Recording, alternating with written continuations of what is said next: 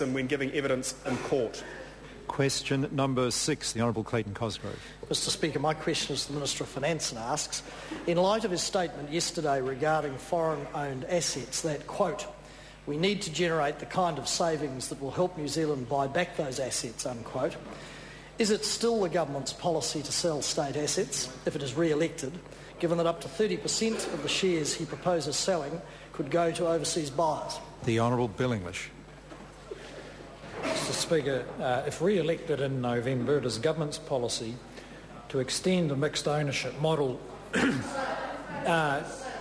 retaining 51% government ownership in 4 energy SOEs and allow investors to buy a greater share of Air New Zealand. Under the model, the same one as Labour put in place for Air New Zealand, government will retain 51% and Kiwi investors will be at the front of the queue. It's a win-win. New Zealand savers get to invest in good Kiwi companies and we expect 85 to 90% local ownership, and the government gets to free up $5 to $7 billion over 3 years to pay for new assets like schools, hospitals and ultra-fast broadband without having to borrow more debt from overseas lenders and pay them interest rather than pay dividends to Kiwis. The Honourable Clayton Cosgrove. To the Minister, has the government formulated any policy to ensure that shares sold under his privatisation plan are not purchased by foreign buyers, either at the initial float or subsequently? If not, when will he be releasing such a policy? The Honourable Bill English. Well, Mr Speaker, the policy is pretty clear. Kiwis will be at the front of the queue. We would expect 85 to 90% local ownership, and we're pleased to see that on the New Zealand Stock Exchange, local ownership has tended to increase in recent years, and we would expect that the mixed ownership model SOEs would benefit from that trend. The Honourable Clayton Cosgrove.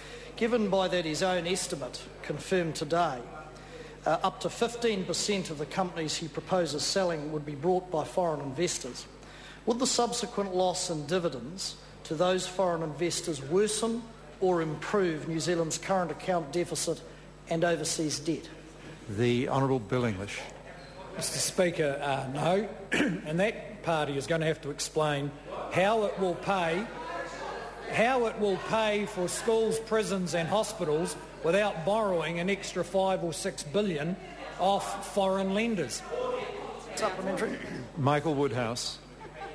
Mr Speaker, to the Minister, by how much are government assets projected to grow over the next 4 years? The Honourable Bill English.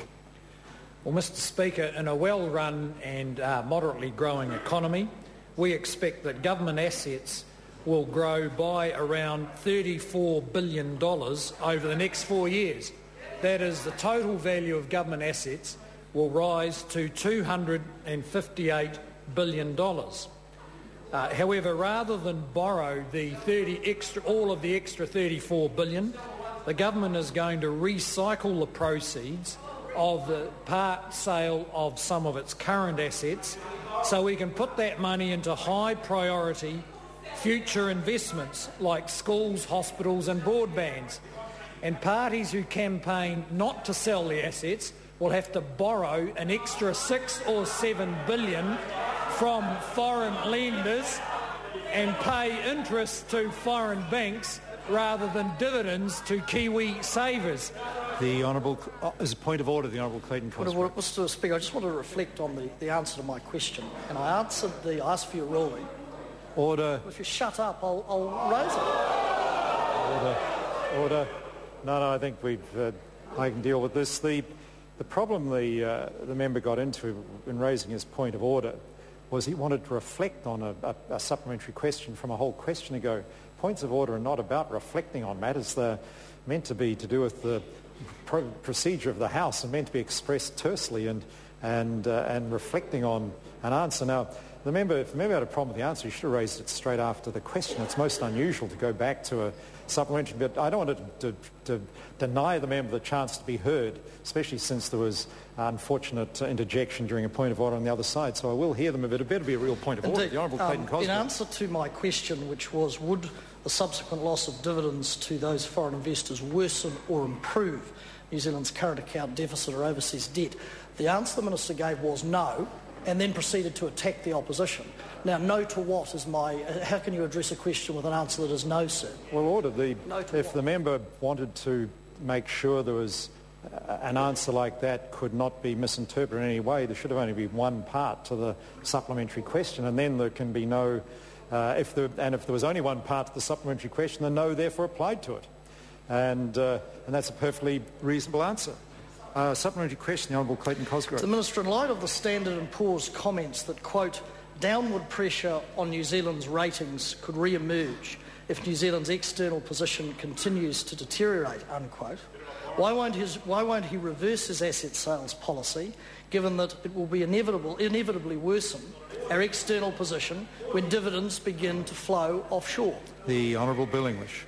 Well, Mr Speaker, from the point of view of the rating agencies, the alternative is significantly worse, and that is having to go to international financial markets and borrow an extra $7 billion, paying interest to foreigners, rather than the partial sale down of 49% of current SOEs, which means the government will get the money off Kiwis and be able to pay them dividends. Question number 7, the Honourable John